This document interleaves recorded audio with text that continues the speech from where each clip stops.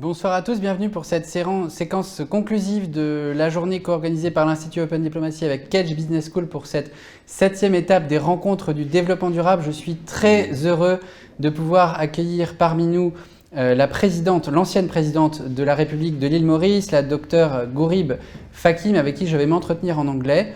Madam President, I do hope we can be heard well on your side and that you are with us correctly. I'm double checking. I can hear you very well, thank you. Thanks so much for having me on this very important discussion. Thank you so much, Madam President, for being with us. We are happy to host you indeed. As I was introducing this morning the day in saying that managing in responsibility, leading, governing with the sake of the greatest interest was precisely to anticipate consequences of the environmental disruptions we have ahead of us. And as we go forward to the COP26 to be happening in Glasgow, I can't think of Scotland without remembering it's an island, and you live on an island, you've been leading an island. Mauritius is one of the most vulnerable states on Earth facing the consequences of climate change. This is something that we hardly grasp in Europe, but I would like us to understand it better. With your help, could you help us envisioning how this crisis will and has already started to impact your state? Thank you again, Thomas. This is a very timely discussion to be had, and as you have rightly said, as we lead to Glasgow. Climate change is an existential crisis for the whole world, and it's already happening. And unfortunately, humanity as a race and the governments and everybody combined, we are not taking it seriously enough. I will explain. You know, climate change has been happening, it's happening, and it will keep on accelerating as we lead to on the 3.7 degree rise, which is of course the worst case scenario. And already we are 1 degree into this trend towards 3.7. And already what we have seen is the damage that a 1 degree increase is already causing to the world. I mean, let's face it. Flooding has been our reality. If you look at Eastern Africa, we've had floods. If you look at countries like the global South, they have experienced their law of challenges, climate related. And I think it's only now that we are taking notice because it is impacting the global north. And last summer, Seattle experienced a temperature which I think Kuwait is more used to, 49 degrees. And the fires in Greece, the fires in Germany, everywhere, and in fact, some of the flooding, the amazing flooding in London. So all the symptoms of climate change are here. And unfortunately, we are still not taking it seriously. Now, to come to an island state like mine, we are experiencing the ravages of climate change, and we are experiencing gradual rise in the level of the sea, and we are witnessing also warmer oceans, and more acidification, obviously, because we still consider the ocean, the atmosphere as an open sewer. So we keep on spewing carbon dioxide, which get absorbed into the ocean. And who says acidification means loss of biodiversity? And for many people, biodiversity is it's the sea, it's food, and it's livelihoods which are being impacted.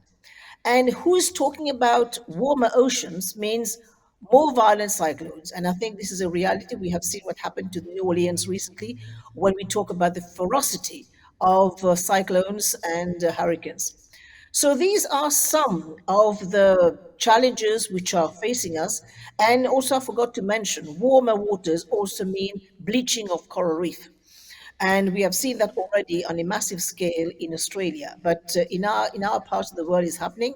And the sad thing about all this is that there is not much we can do about it. It is none of our making, because if you look at the island states and if you look at the continent of Africa, all together, we would have contributed less than 3% of greenhouse gas emission. But we are bearing the full brunt of the vagaries of a changing climate. That's a key point, and indeed you've risen a fair point that the global north is now making action quite lately because now it's being impacted. As we go forward to the COP26, you also raised a very strong issue that we have to relate the climate crisis with the sixth mass extinction, and it's why we were so happy to see that the three main COPs adopted in Rio, the three main conventions were supposed to host their COPs at the same year. We do hope that the COP on biodiversity will not be postponed too late, because despite what happens in Glasgow on biodiversity issues, we need the post-Aichi framework to be reframed again. But if we get from the global stratosphere of ideas that we just discussed and get on the ground, as you just pointed out, we need to understand what it means for a country to be cut off of more than half of its beaches in the next 50 years. It's the figures we can read if we Google Mauritius, for example, for those who had never the chance to be in your island. I'd like to get it more and better what it entails for your people to be impacted on their daily life by this climate crisis. How do you assess the risk and start your adaptation? Because at the end of the day, that's about it. It's about being ready to face the problem already. You know, this is again a discussion that we've had at Paris, because I think it was one of the few COPs that have been successful.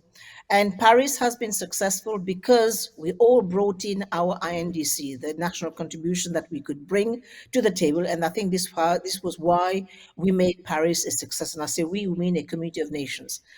But you know, a small island like Mauritius, there's not much we can do about it. We're going to have to bear the brunt. As I said, there is already erosion of many of the beaches, and in fact, in some island like Tuvalu, I think, the island is sinking. The island is being overtaken by the sea. And I think of an island like Maldives, which is only 3 meters above sea level. So this is where we have to really think about what are the actions that, you know, our multilateral system they have to offer. Because rising sea level, acidification of ocean, all these, they relate directly to emission. And the plea that everybody is making is how to reduce emission. And we know who are the big polluters in this world. We know already there are many of them, they are in the G20 countries. So I think this is where we call for a multilateral approach, because a small country like Mauritius, there's not much we can do. We can say we're going to reduce, but the amount we're going to is so insignificant that this is where we need to call for a multilateral approach. We need to have engagement with countries in the north, because at the end of the day, and I keep saying this, it is becoming a bit of a broken record. I mean, we need the whole planet to act on this, because there is no planet B. That's for sure. And this is where, again, I think the promises made in Paris have not been delivered on. And I think here of the Green Fund, which was meant to be capitalized to about $1,000 billion. And now if you think of $100 billion, if you look of $100 billion in terms of the global GDP, it's $100 trillion. So what we are asking for is a very small amount for countries in the global south to be able to adapt to the vagaries of climate change. Now, why it matters to actually empower the countries in the south? Because these countries, they are the lungs of the world. I mean, just look at the forests from the Amazon all the way up to Malaysia. They all reside in the global south. And if you look at the diversity which underpins life on Earth, the diversity of the connectedness of this diverse ecosystem, they are already in the south. So if we're going to destroy this interconnectedness in the biodiversity in all the ecosystem in the south, there will not be much life left in the north and in the south combined.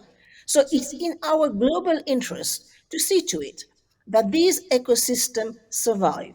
And and I say we are in Mauritius, we are in the Mascarene, and we are one of these global biodiversity hotspot. And just to give an idea of appreciation, 1 square kilometer of the surface area in this part of the world we'll have more biodiversity in perhaps whole of Europe combined. So it gives you an idea of the diversity. And now, if we look at the ecosystemic services that this global south provide to the world, we are talking about a contribution of around 125 trillion US dollars in terms of ecosystem services, which keeps this planet alive. And it is free.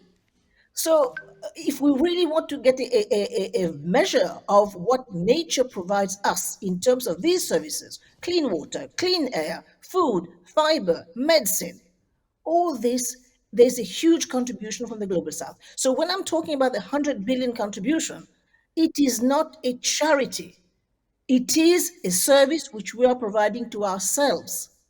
And I think it is time that all the governments get this right. They need to be able to help beat with transfer of technology, capacity building, but more importantly, methods and means to be able to adapt to a changing climate. Absolutely. Thank you so much, Madam President, for pointing this issue as we move forward to the next day of the Rencontres du Développement Durable that is fully devoted to this value of nature and what ecosystem services mean for our economies, our society. That's a very fair and strong point. I'd like to roll it back a bit, as you've clearly said that Mauritius is a country where mitigation of climate carbon emissions is ridiculous, because you're such a small country that doesn't contribute much to the global change. But adaptation is key for you guys, because on the ground the consequences are dramatic and will and have already changed your lives. As we move forward to COP26, where, as you pointed out, there has been less said and delivered on adaptation, including for the Green Fund, what would be your call for action to G20 leaders who can make a change at the COP26 in Glasgow? They all get committed to some figures on the global net zero coalition. Is it enough? Is it as fast as we need, or do you expect more? As we head to Glasgow, I think the G20 leaders, I mean, their countries contribute something like 85% of the global GDP. They need to be able to tell us where progress is and not just target. I mean, target is not getting us anywhere. And we have seen the target that some countries have fixed. They say that they're going to reduce emission by 2050. It is too late. So we need to go on reducing emission as fast as possible. And it is doable, but there has to be a political will. The next question people can ask me, who is going to distill that political will? I mean, the thing that we have to really think very seriously is what kind of planet we're going to leave to our kids. And I think if they have some thinking to do, this is along this line. So the message to leaders in Glasgow is reduce emission, reduce emission, reduce emission, not now, but since yesterday. Thank you so much, Madam President, for this interview. We are happy to host you live from where you stand in your island, and we keep having in mind the emergency that your people feel, and we are honored that you took a quarter to answer our question. Thank you so much, Madam President. We will move to the next session, and thank you very warmly for your attendance. Nous allons passer à la conclusion de cette journée Diriger en responsabilité des rencontres du développement durable co-organisées par l'Institut Open Diplomacy avec Kedge Business School. Rendez-vous dans 5 petites minutes pour la conférence de clôture dans laquelle j'aurai le plaisir d'accueillir 6 invités très prestigieux, pas autant certes que la présidente de la République de Maurice, mais nous continuons avec des gens absolument passionnants. Rendez-vous très vite.